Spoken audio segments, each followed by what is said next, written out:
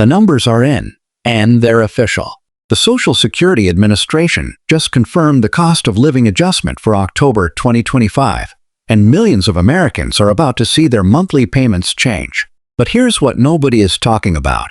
Not everyone will receive the same increase. Some beneficiaries could see hundreds of dollars more each month, while others might barely notice a difference. The formula behind these adjustments isn't as simple as you might think, and understanding exactly where you fall could mean the difference between covering your rising expenses or falling short. Right now, grocery prices are still climbing, healthcare costs continue to surge, and utility bills aren't getting any cheaper. That's why this adjustment matters more than ever. In the next few minutes, I'm going to break down the exact percentage increase, show you how to calculate your new payment amount, and reveal which specific groups of beneficiaries will benefit the most. Whether you're currently receiving retirement benefits, disability payments, or survivor benefits, this directly impacts your financial future.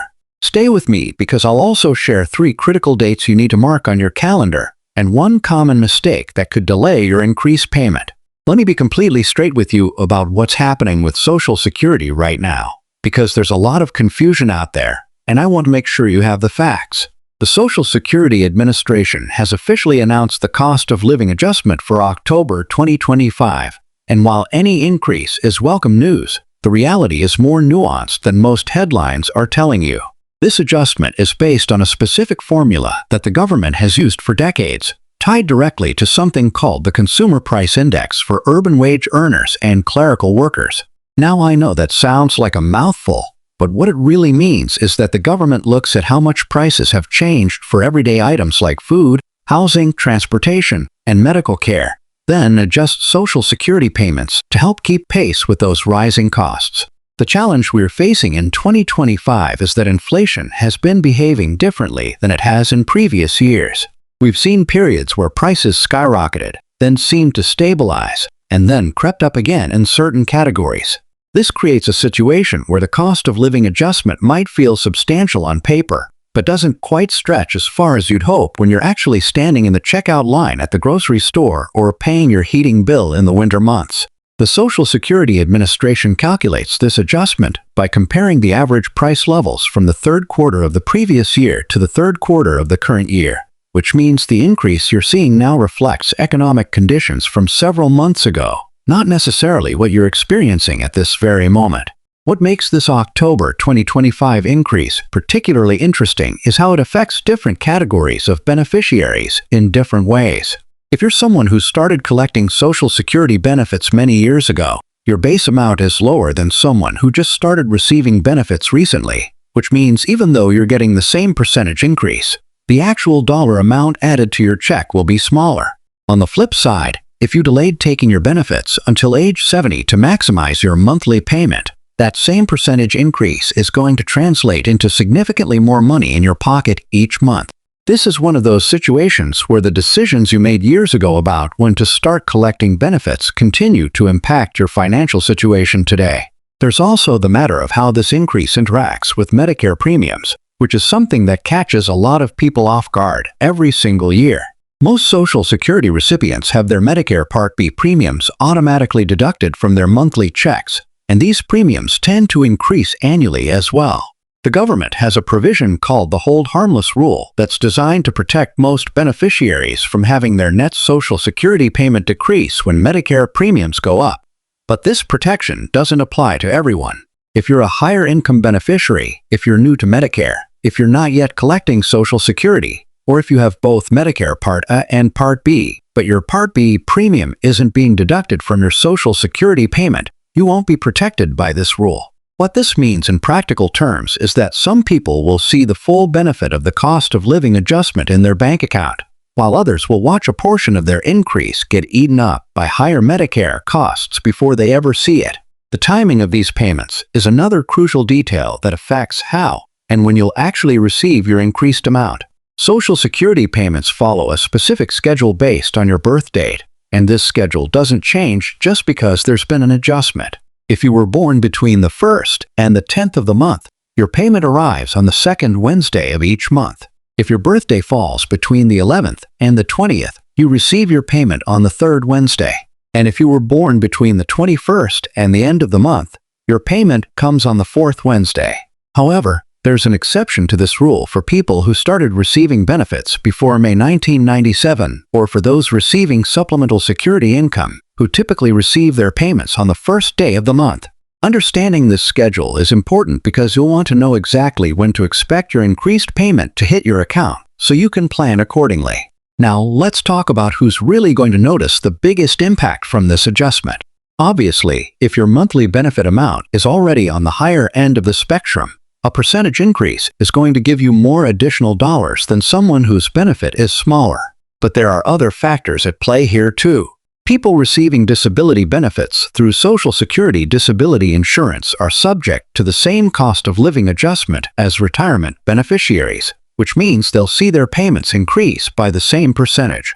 The same goes for survivors' benefits, which are paid to widows, widowers, and dependent children of deceased workers. What's particularly important for survivors' benefit recipients to understand is that the amount they receive is based on what the deceased worker was receiving or would have been entitled to receive, and that amount gets adjusted annually, just like regular retirement benefits. Supplemental security income recipients are in a slightly different category, even though their benefits also receive annual cost of living adjustments. SSI is a needs-based program, which means your payment amount can be affected by other income you receive or resources you have available. If you're receiving both Social Security retirement or disability benefits and SSI, the increase in your Social Security payment could potentially reduce your SSI payment because SSI treats other income as a factor in determining your benefit level. This doesn't mean you'll be worse off overall, but it does mean the increase might not be as straightforward as you'd expect. The interaction between these two programs is complex, and if you're receiving both types of benefits, it's worth taking the time to understand exactly how the cost of living adjustment will affect your total monthly income from both sources. One aspect of Social Security increases that doesn't get enough attention is how they affect your long-term financial planning. If you're someone who's been carefully budgeting based on your current benefit amount, an increase gives you an opportunity to reassess your financial situation. Maybe you've been putting off necessary dental work or delaying a repair on your home because the money just wasn't there. Perhaps you've been cutting back on nutritious food options to make your budget work, or maybe you've been worried about whether you can afford your medications along with everything else. An increase in your Social Security payment, even a modest one, can open up some breathing room in your budget if you approach it strategically. The key is to think about this extra money not as a windfall to spend freely, but as an opportunity to address pressing needs or build a small emergency fund if you don't already have one. The psychological impact of seeing a bigger number on your Social Security statement shouldn't be underestimated either.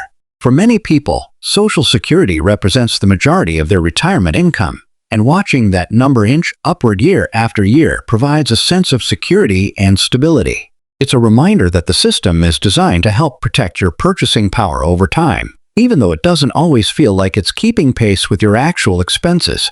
At the same time, it's important to maintain realistic expectations about what a cost of living adjustment can and cannot do. This adjustment is meant to help you maintain your standard of living, not improve it. And in years where healthcare costs or other essential expenses rise faster than the general inflation rate, you might still find yourself feeling squeezed financially despite the increase.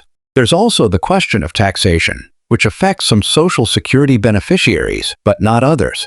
If your combined income, which includes your adjusted gross income, non-taxable interest, and half of your Social Security benefits, exceeds certain thresholds, you may owe federal income tax on up to 85% of your benefits. These thresholds haven't been adjusted for inflation in decades, which means that as your Social Security payments increase with cost of living adjustments, more and more beneficiaries find themselves crossing into taxable territory. If you're in this situation, you have the option to have federal taxes withheld from your monthly Social Security payment by filling out Form W-4V, which can help you avoid a surprise tax bill when you file your return. Some states also tax Social Security benefits, though many have exemptions or don't tax them at all. So it's worth checking your specific state's rules if you're concerned about this issue. Looking at the bigger picture, This October 2025 cost of living adjustment is part of a long history of changes to Social Security benefits that stretches back to when automatic adjustments were first implemented in the 1970s. Before that, Congress had to pass special legislation each time they wanted to increase benefits, which meant adjustments were sporadic and often fell behind inflation. The automatic adjustment system was designed to depoliticize the process and ensure that beneficiaries received regular increases tied to actual economic conditions, rather than the whims of political cycles. While the system isn't perfect and debates continue about whether the inflation measure used truly reflects the expenses seniors face, it has generally succeeded in providing more consistent and predictable increases than the old system ever did. As we move forward, it's worth keeping in mind that your Social Security benefit will continue to be adjusted annually as long as there's measurable inflation in the economy. This means that what you're receiving in October 2025 isn't the final word on your benefit amount. Next year, there will be another calculation, another announcement, and another adjustment based on economic conditions at that time.